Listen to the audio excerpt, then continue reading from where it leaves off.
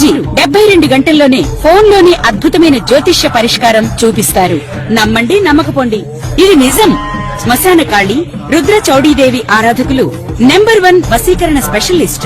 గురూజీ మనిషి పుట్టుక నుండి చనిపోయే వరకు వచ్చే అన్ని క్లిష్టమైన సమస్యలకు పరిష్కారం ఇక్కడ లభిస్తుంది. విద్య, ఉద్యోగం, వ్యవహారం, స్త్రీ ప్రేమ, పెళ్లి, సంతానం, స్త్రీ పురుష వశీకరణం, భూవశం, భార్యాభర్తల కలహాలు, కోర్టు సమస్యలు, విడాకుల సమస్యలు, చేతబడి, అప్పుల బాధ, ఇంకా మీకు ఎలాంటి సమస్యలు ఉన్నా 72 గంటల్లోనే శాశ్వత జై శ్రీరామ్.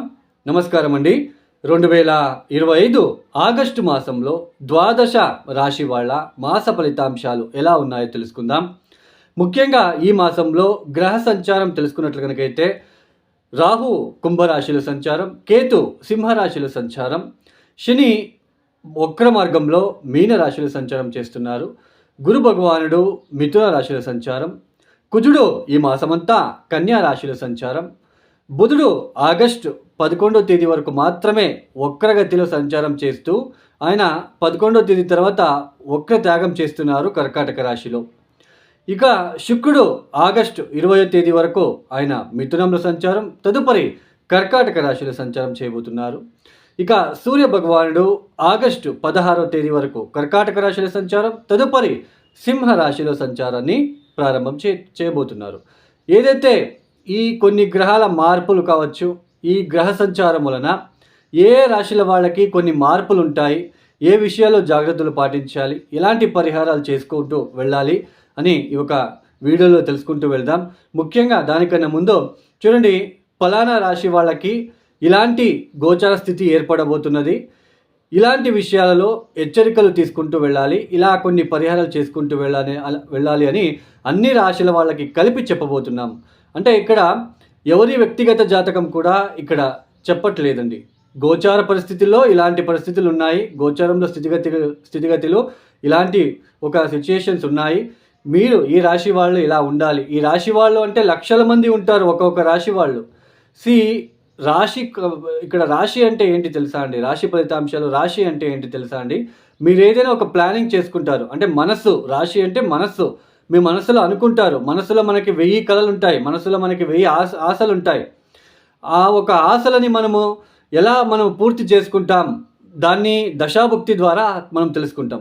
ఈ సమయంలో ఈ దశాభుక్తి వలన మీరు ఇలాంటి ఇబ్బందులు ఎదుర్కొంటూ ఉన్నారు, ఇలాంటి ఆశలు ఉన్నప్పటికీ ఆ ఆశలు పూర్తి కావట్లేదు అని అక్కడ మనం తెలుసుకుంటాం. ప్లానింగ్ అంటే రాశి అంటే ఒక ప్లానింగ్ చేసుకుంటారు, తర్వాత దాన్ని ఎంతవరకు మీరు ఎగ్జిక్యూట్ చేస్తారు అనేది మనకి జాతకము ప్లస్ దశాభుక్తి, అష్టక వర్గ బిందువులు కూడా చాలా ఇంపార్టెంట్.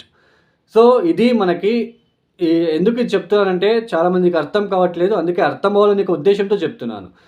చంద్రుడు ఉన్న రాశి ఒక చుట్టుముట్టు అంటే చుట్టుపక్కనంతా ఏదైతే గ్రహగతులు ఉన్నాయో, ఇప్పుడు ఏళ్ళనాటి శని సమయంలో మానసికంగా చాలా ఇబ్బందులు పడుతున్నాం, మానసికంగా చాలా ఇబ్బందులు పడాల్సిన ఒక ప్రమేయం ఏర్పడుతూ ఉంటుంది. అవమానాలు, అపవాదాలు, తర్వాత ఉద్యోగ నష్టాలు, ఉద్యోగ భంగాలు, మనస్సు చాలా ఇబ్బంది పడిపోతూ ఉంటుంది. ఆ సమయంలో మీరు ఏ ప్లానింగ్ చేసుకున్నా అవి మీకు ఇబ్బందిగానే ఉంటాయి.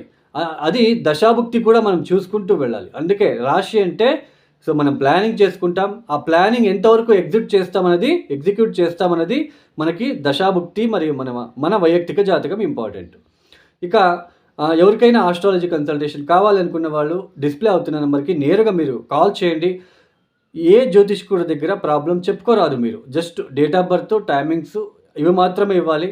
సో నా కన్సల్టేషన్ ప్రొసీజర్ ఇలా ఉంటుంది, మీరు ప్రాబ్లమ్స్ చెప్పుకోరాదు.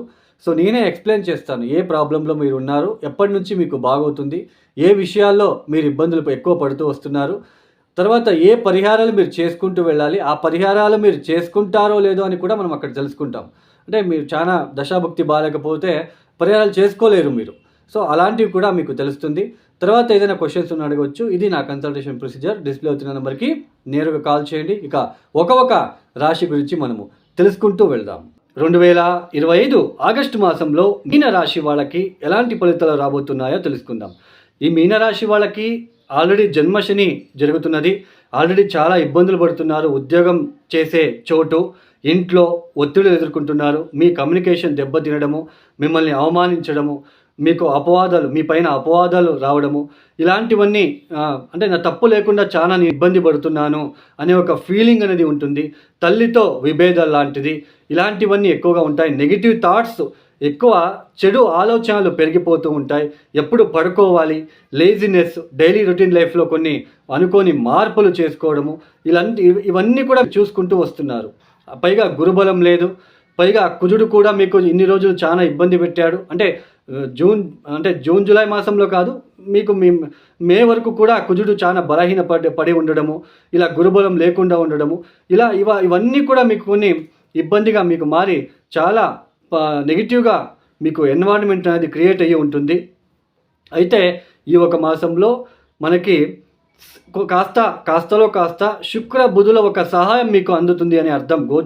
గోచారంలో మీకు శుక్రుడు తర్వాత బుధుడు కొంచెం బాగున్నాడు, అయినప్పటికీ బుధుడు వక్రించి ఉన్నాడు. కాబట్టి ఆగస్ట్ 10వ తేదీ వరకు కూడా నన్ను ఎవరు అర్థం చేసుకోవట్లేదే అనే ఒక ఫీలింగ్తోనే ఉంటారు మీరు.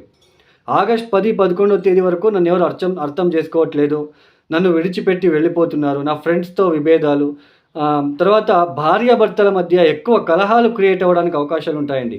సప్తమ స్థానంలో కుజుడు వచ్చి కూర్చున్నాడు. సప్తమ కుజుడు నవమాధిపతి, ఈ మీనరాశికి మీనలగ్నానికి యోగకారకుడే. ఆయన జన్మంలో వక్రించిన శని ఉండడము, మ్యారేజ్కి డిలే అవ్వడము, పెళ్ళి అయిన వాళ్ళకి ఒత్తిడులు ఎదుర్కోవడము, ఇబ్బందిదాయకంగా ఉండడము, గొడవలు పెరిగిపోవడము, తర్వాత సరైన సమయానికి భోజనం చేసుకోలేకపోవడం లాంటిది కూడా మీరు ఇక్కడ చూస్తూ ఉంటారు అని అర్థం. అంటే మీనరాశి వాళ్ళకి మెయిన్ మనకి గురుబలం లేదు, మనకి శని జన్మంలో కూర్చొని వక్రించిపోయారు. కాస్తలో కాస్త కుజుడు కూడా సప్తమ స్థానంలో ఉన్నకి ఆయన కూడా బలహీనంగా ఉన్నాడు. అయితే మీకు ఈ ఒక మాసం ఆగస్ట్ 16వ తేదీ నుంచి సూర్యగ్రహ బలం అనేది రాబోతున్నది. తర్వాత శుక్ర బుధుల ఒక బలం అనేది మీకు రాబోతున్నది. అది కొంచెం మీకు పాజిటివ్గా ఉండబోతున్నది. ఎక్కడో ఒక చోటు మీకు మానసిక ప్రశాంతత లభిస్తూ ఉంటుంది. మీరు ఏదైనా గవర్నమెంట్ జాబ్ చేస్తూ లేదా ఏదైనా జాబ్లో సీనియర్ ఆఫీసర్స్తో కావచ్చు, సీనియర్స్తో కావచ్చు, కొలీగ్స్తో కావచ్చు ఇబ్బందులు ఎదుర్కొంటున్న వాళ్ళకి ఈ ఒక ఆగస్ట్ మాసంలో కొంచెం వాటి నుంచి బయటపడి కోలుకునే ప్రయత్నం చేసుకుంటారు. వాళ్ళ సపోర్ట్ కూడా మీకు అందుతుంది అనే అర్థం. అయినప్పటికీ 6వ స్థానంలో 6వ ఇంటి అధిపతి ఉన్నప్పటికీ కేతువుతో కలుస్తున్నాడు కాబట్టి సెప్టెంబర్ మొదటి వారం నుంచి అనారోగ్య సూచనలు కూడా ఉంటాయి. కాబట్టి తస్మాత్ జాగ్రత్త. ప్రయాణాల్లో ఇబ్బందులు కూడా వచ్చే సూచనలు ఉంటాయి. కాబట్టి జాగ్రత్తగా మీరు మీనరాశి వాళ్ళు ముందుకు సాగే ప్రయత్నం చేసుకోవాలి. లేదంటే కొంచెం ఇబ్బందులు తప్పవు. ప్రతిరోజు మానకుండా కాలభైరవేశ్వర గాయత్రి మంత్రం చదువుకోవడానికి ప్రయత్నం చేయండి.